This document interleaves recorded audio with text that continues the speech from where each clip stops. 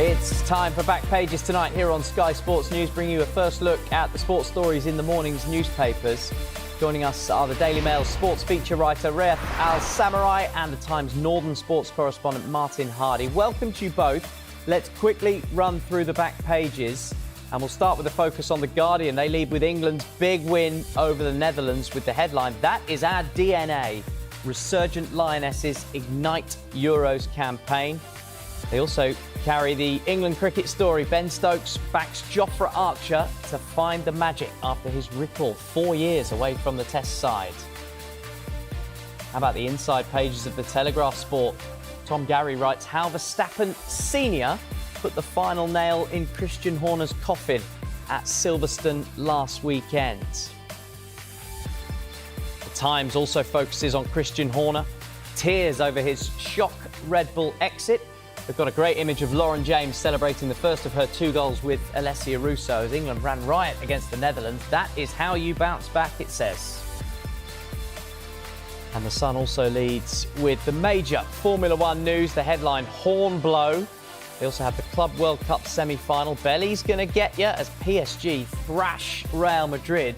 They'll face Chelsea in Sunday's final. And there's some transfer news as well. Spurs seal 55 million quid. That is Mohamed Kudus.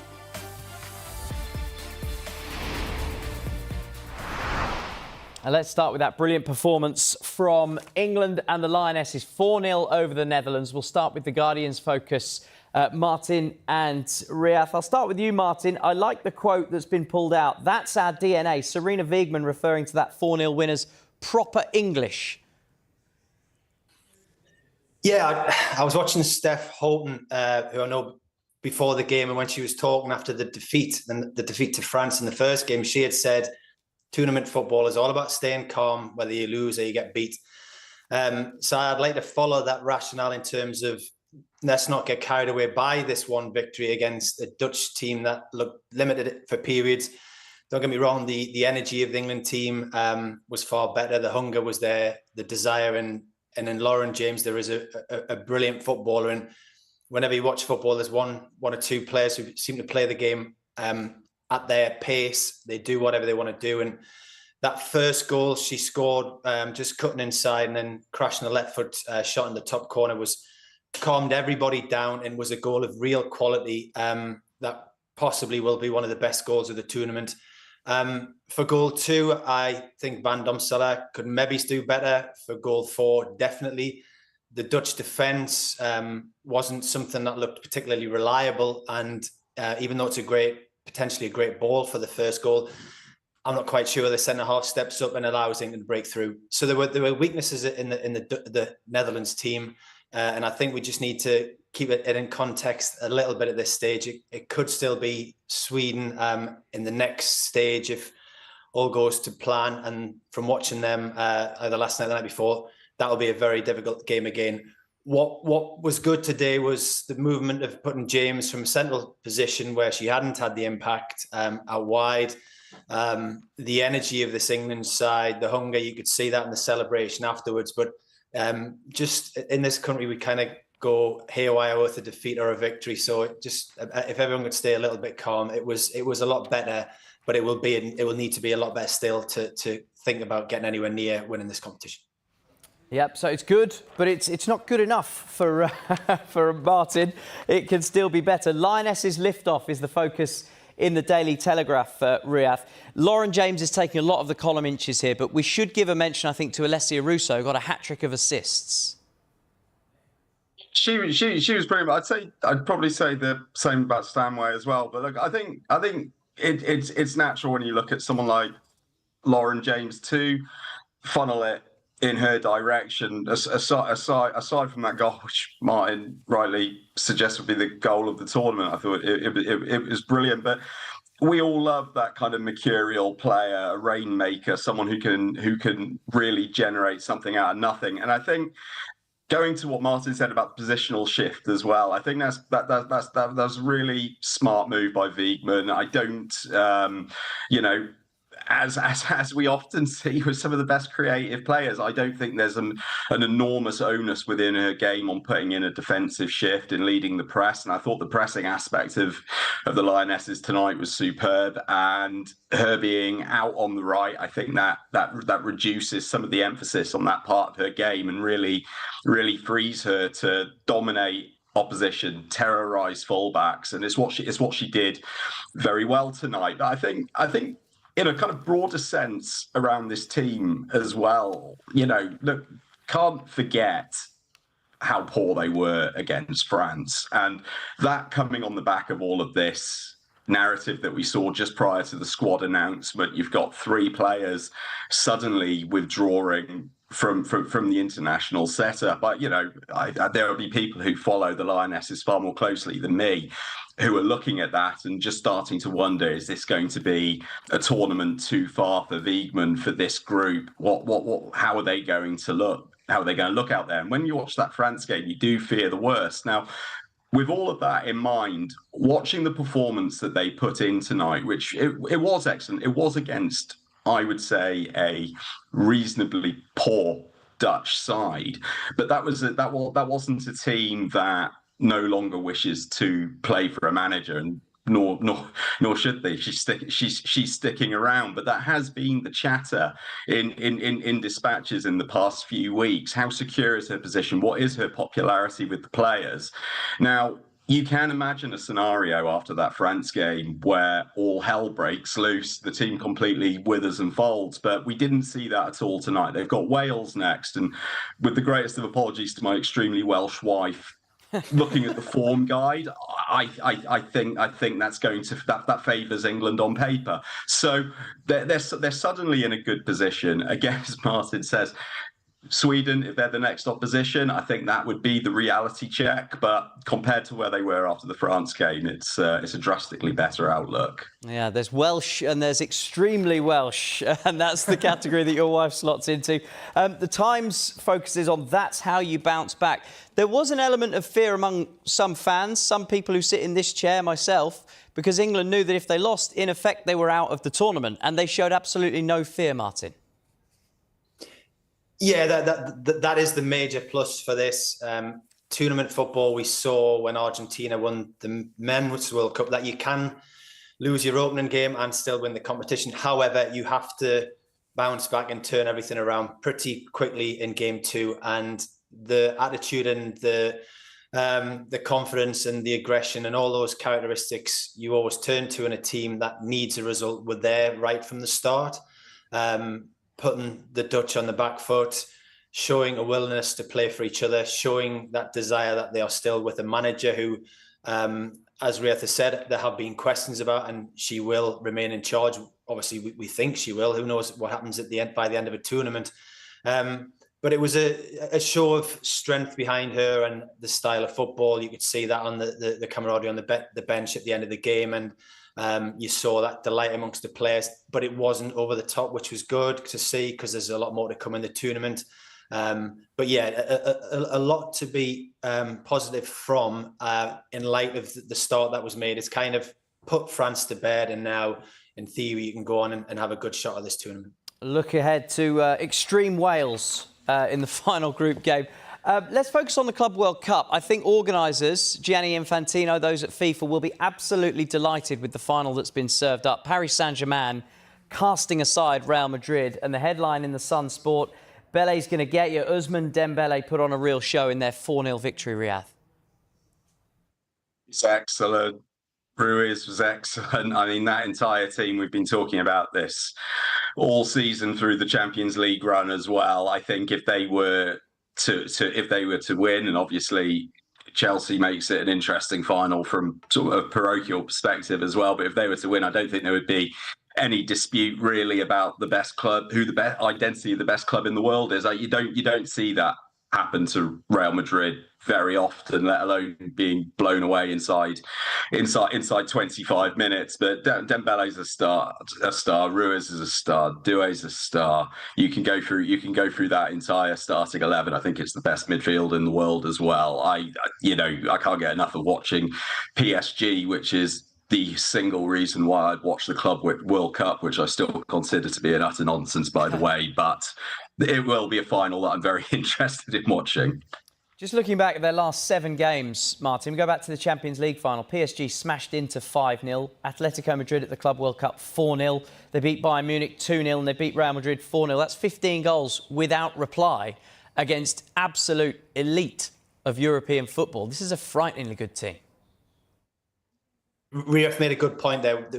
It's kind of the first game you're watching here where you're not thinking about money. You're just enjoying the way PSG play football. I think there's an evolution of the game going on under Luis Enrique, which really kicked on in the second part of last season, and they destroyed Inter Milan in the final, and that could have been a game that was 10-0. And inside of that, this was a semi-final against Arsenal, and Mikel Arteta kind of got ridiculed for saying his team did well against PSG, but they did. And the only way they could do that was to go straight over this PSG press. So they played a longer style of football, maybe as if they'd had a centre forward instead of Mikel Mourinho, and they may rely a little bit too much on set pieces. But they were one of the few teams to go, it's too difficult to break this press because it's so intense and there's so much speed. And for that, they give PSG a game that Real Madrid could not, and that Inter Milan could not.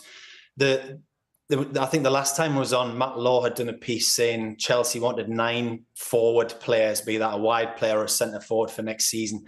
So this evolution of the game is that the front 5 or front 6 are getting faster and better and technically more imposing. And it's characterised by what PSG do. And they blew Real Madrid apart. And Enrique has kind of moved the game, I think, beyond what Pep Guardiola did, because it's quicker and it's more about one-on-ones and it's more about taking risks. And it's arguably a more exciting version of the game. And now it's a case of, can anybody else keep up with what PSG are doing here? It'd be an interesting style against Chelsea, because it's not at all what they are under Maresca are about at all, whereas everything is very functional and you are supposed to be in a certain area, whereas there is great freedom for this PSG side. I think they're brilliant to watch, and I think they are setting the template for every club in the world at the minute as to how you play the modern game. If that's what football's going to look like, take my money, Martin. I'm here for it. Let's shift our focus to Formula One. The Daily Telegraph main story, Horner's shock at Axe. I think we were all completely taken aback by the Axe falling earlier on, Riath. But actually, if you look back at the recent history of that team, Red Bull, this seems like it's been coming for a while. Yeah, I love the expression that I must admit I wasn't familiar with until about 17 months ago, when this all blew up with those alleged WhatsApp messages, of course, between Christian Horner and a female member of staff, but Piranha Club, and that is F1. It is a savage world of backstabbing and sort of court intrigue almost, and this is the culmination of that. It's, you know, we've had this dynamic going on behind the scenes for several years, predating those messages and that scandal. And it, you know, this dynamic between Jos Verstappen, Max's father, and Christian Horner, Helmut Marko as well, the advisor on the F1 operations, and it's funneled towards this outcome. I've been gripped by this story all day, and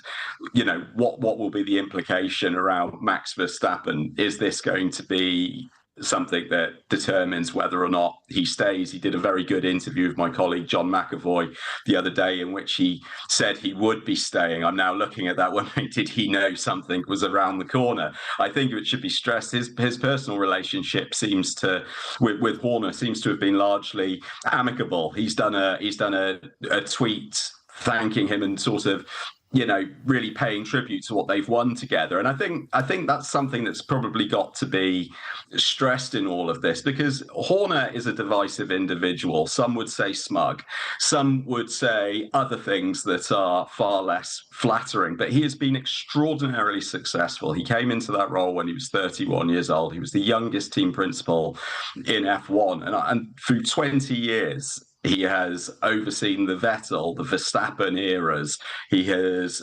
unseated Mercedes after all of that amazing dominance with Lewis Hamilton. He has orchestrated an extraordinary sporting program, if that's the correct term, but that all of which has been wrapped within this personality, which has rubbed up an extraordinary number of people the wrong way. I can only imagine how Toto Wolff is celebrating this evening, if that's the correct terminology. But a remarkable scenario from start to finish. Yeah, certainly is. You mentioned divisive individuals. I suppose we've seen it in all sports. When the success burns off, divisive individuals often walk the plank. We're going to take a break. When we come back, we'll look at more of the sports stories in the morning's papers, including this in The Sun. Spurs seal 55 million Kudus. We'll discuss the biggest transfer stories next, as well as Crystal Palace's Europe wait. Stay with us.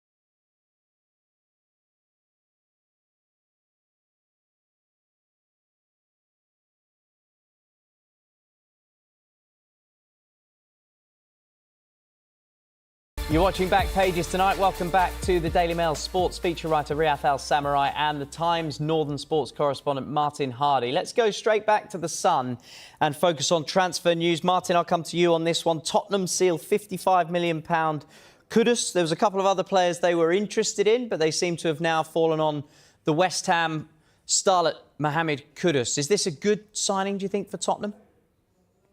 I think somewhere, whether it's in Australia or in a nice villa in the sunshine and previously enjoying a holiday, there might be steam coming out of Ange Postecoglou's ears, and I doubt he's using the word mate a great deal, because these are the kind of signings he would have loved to have had when he was in charge of Tottenham, and these are the kind of signings that they can now do, because he managed to squeeze past this terrible Manchester United team in the final of the Europa League and win the £100 million holy grail of Champions League qualification. I think it's a really, really good signing. 24, exciting. It's funny, calling somebody Tottenhamy has become a little bit of an insult the last few years, but if you're an age where that was Glenn Hoddle or Chris Waddle and players who played with great freedom and style in Kudus rather, looks like a Tottenham player that could go through the ages. I think it's very exciting to get a player that, what is 24. I saw him play in the World Cup and he's very good. Had an £80 million clause, I think we said, but that seems to have been reduced just so West Ham can ease maybe their PSR concerns, or also give Graham Potter the opportunity to go and sign new players that perhaps fit his style a bit more. But this is a really good signing. I think if I go back to what I said before, teams are playing with front threes full of pace and power out wide and skillful players, and he fits into that bill perfectly.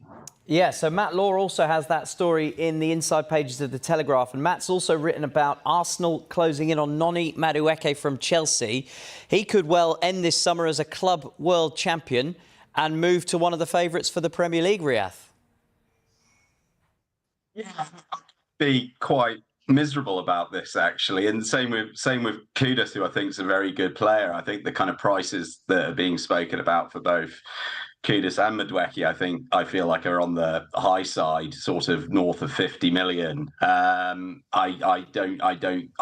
see two very talented players, but neither of whom has the kind of end product that I would put into that price banding, which is possibly naive of me. But look, with Madueke, I think it's a really interesting one, because I think he's still, I would say, very much a player in development. He's 23. He's played almost 100 games, so he is an experienced guy.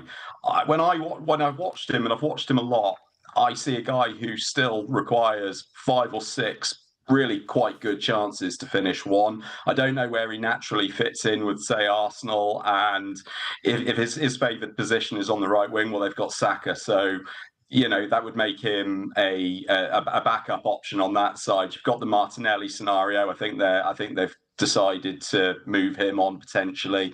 He can play on the left. So on the one hand, you're talking about a player who's versatile, who can give you options, and goodness knows Saka does need to have a rest. I think they overuse him at times, and that worries me. I love watching Saka play, but does that therefore mean that you're spending that much money on a backup player, and a reasonably unproven one at that? I wouldn't by any stretch say it's a bad signing for Arsenal. I think there could be a fantastic player in there, but I think it's a lot of money for someone where there are still a number of question marks. Yeah, Arsenal also linked with Eza from Crystal Palace, and they're in the news as well. Telegraph, The Sun, they both focus on this awful situation that Palace are in, Riyadh, where because of what's going on with Lyon and no longer being relegated to Ligue 2, it looks like Palace may well be dropped out of the Europa League and into the Conference League. It seems terribly unfair on their players and fans.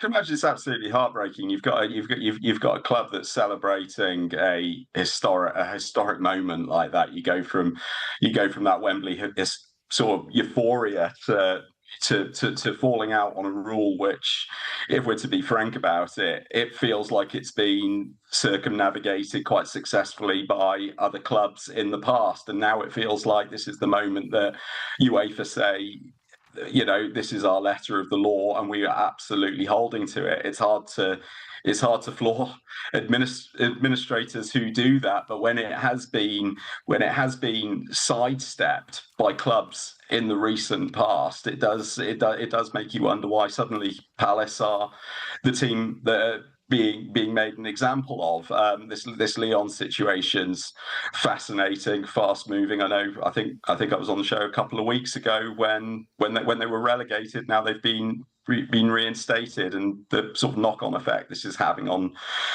Crystal Palace is pretty dramatic, actually. I think forget the financial implications for Palace. I know they won't, but forgetting those, it's the difference between the Conference League and the Europa League, which is a vastly superior, more prestigious competition. Yeah, and more finances as well. And Martin, we'll end the programme on a good news story for England cricket fans. Jofra Archer is in the starting team in the morning for the third test against India. Great to see. How risky, do you think? In terms of, if you're the captain and you're trying to inspire your players, they have been in touch with Jofra Archer during I think it's the last couple of years when he's been going through these awful, endless injuries. He hasn't played a test match for 4 years. So in terms of what he now wants to give them, I suspect it's huge. It's very exciting. He's fast. We'll have to see how he comes through it in terms of his injury. We see that Wood is also a potential for the 4th and 5th test. If we can get these two injury free, you could have real speed coming from both ends in the 4th or 5th test against India. I think it's a real show of the diligence and the faith in man management, and what Stokes shows, that he stayed with this player for so long, when I think others would have written him off. A genuine fast bowler, and we just keep our fingers crossed, as I'm sure Stokes does, that his body holds up to what is his place in the test, and what has so far been an intriguing test series. Yeah, I'm keeping absolutely everything crossed. Really lovely photo of Ben Duckett and Jofra Archer laughing on the inside pages of the Daily Telegraph, and the headline, Archer only ever wanted one thing, Test cricket. Well, he will play for England in the 3rd Test match starting in the morning. Martin, Riath, thank you. If you missed any of the show, there's another chance to see Back Pages tonight at 1/2 the hour. And the show, as ever, is available as a podcast. Just download Back Pages and you can get it on Apple, Spotify, wherever you get your podcasts. And join us again on Thursday night, when our guests will be Jonathan Liu and Ishan Khan. And stay with us. After the break, we'll get more on England.